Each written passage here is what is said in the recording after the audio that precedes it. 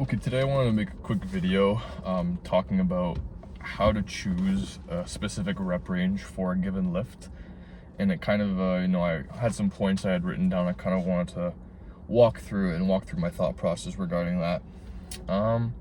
So we're going to be doing this from a more hypertrophy point of view. And the biggest thing that drives hypertrophy is intensity. And a common issue that I see with rep ranges is that people kind of pick an arbitrary rep range, and with this arbitrary rep range, it oftentimes promotes junk volume. And what is junk volume, you might ask, if you're not familiar with it. It's kind of easy to understand. It's just kind of going through the motions and not really getting much out of your reps. You're just doing repetitions of a lift for the sake of doing repetitions for a lift, whereas to be getting the most bang for your buck is you want to be doing your sets with a good amount of intensity.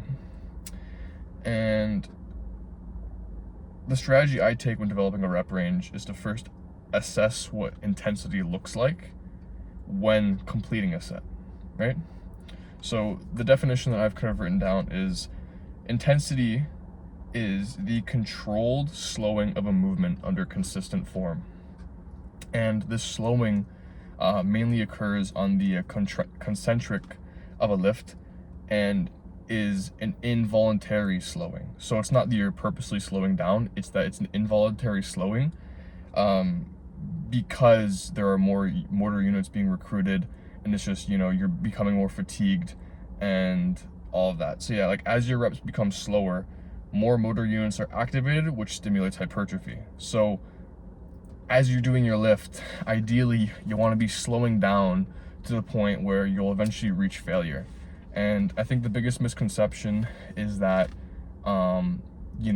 intensity and failure aren't always they're not always fully associated. Although if you do go to failure, your set's gonna be pretty intense, but you can increase intensity without particularly going to failure. That's what a lot of power lifters use in terms of rate of perceived exertion, so RPE, right?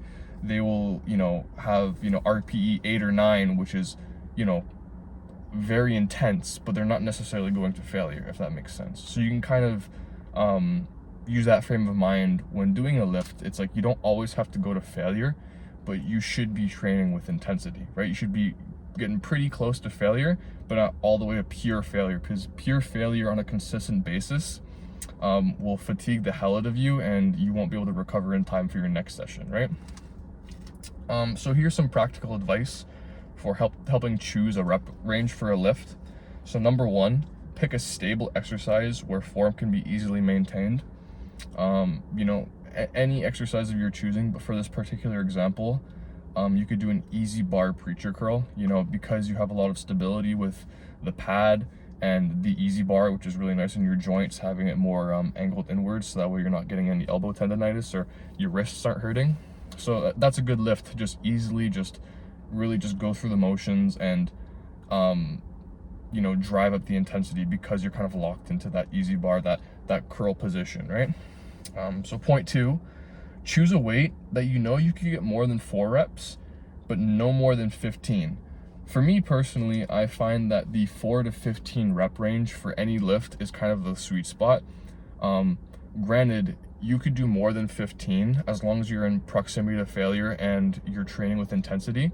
But I find that once you get, more than 15 reps, it becomes more of a not necessarily cardiovascular, but there's more work capacity, more of a higher work capacity demand.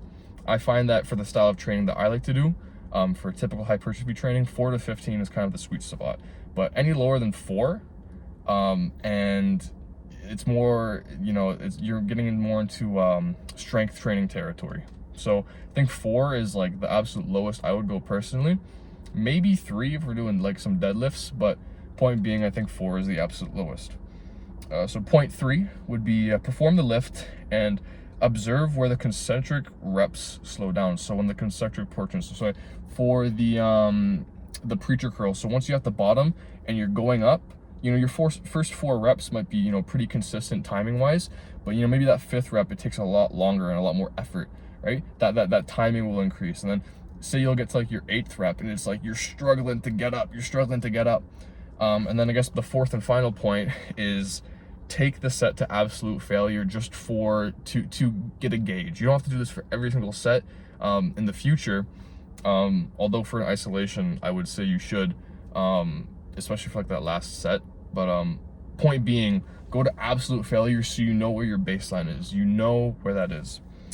And yeah, so with that being said, you can kind of take that approach and apply your own, whatever you believe that that rep range might be. So yeah, as you get more experience, you'll get better at choosing rep ranges. But the important thing is that, you know, nuance is kind of the name of the game. Everybody is different, and your rep range might be in the higher end compared to mine, or it might be on the lower end. The most important takeaway is to not base rep ranges on arbitrary numbers where junk volume is encouraged, but frame the amount of reps you do around specific lifts' relative intensity, right?